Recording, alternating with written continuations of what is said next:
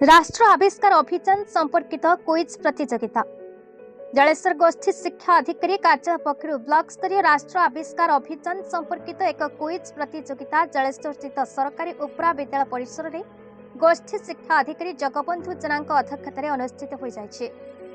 कार्यक्रम में नगरपाल प्रदीप कुमार प्रधान मुख्य अतिथि भाव जोगदेइथिबा बेले तहसीलदार सत्यजित महांती मुख्य वक्ता भाव जोगदे राष्ट्र आविष्कार अभियान संपर्कित वक्तव्य प्रदान करते। एबीओ सुशांत कुमार जेना, ज्योत्स्नाराणी प्रधान, जलेश्वर सरकारी हाईस्कूल प्रधान शिक्षक कुंज बिहारी प्रधान, 10 नंबर वार्डर काउंसिलर कविता धल, स्कूल प्रधान शिक्षक जयंती करण, सीआरसीसी अजित कुमार पात्र सम्मानित अतिथि भाव जोगदे वक्तव्य प्रदान करते।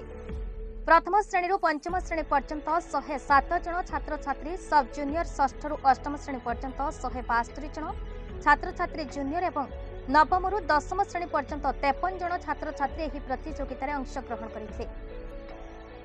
सब जूनियर विभाग प्रथम ओम प्रकाश दे, द्वितीय सौरभ महांती और तृतीय शक्तिमयी पात्र विजेता होता बेले जूनियर विभाग आशुतोष दे प्रथम, देवाशीष बेहेरा द्वितीय और रश्मि रंजन दास तृतीय स्थान अधिकार करते।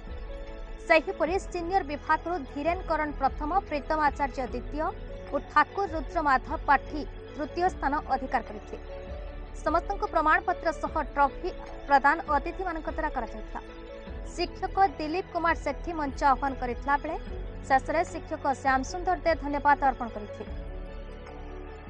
जलेश्वर मनोज कुमार भयांकर रिपोर्ट, बीई न्यूज ओडिशा।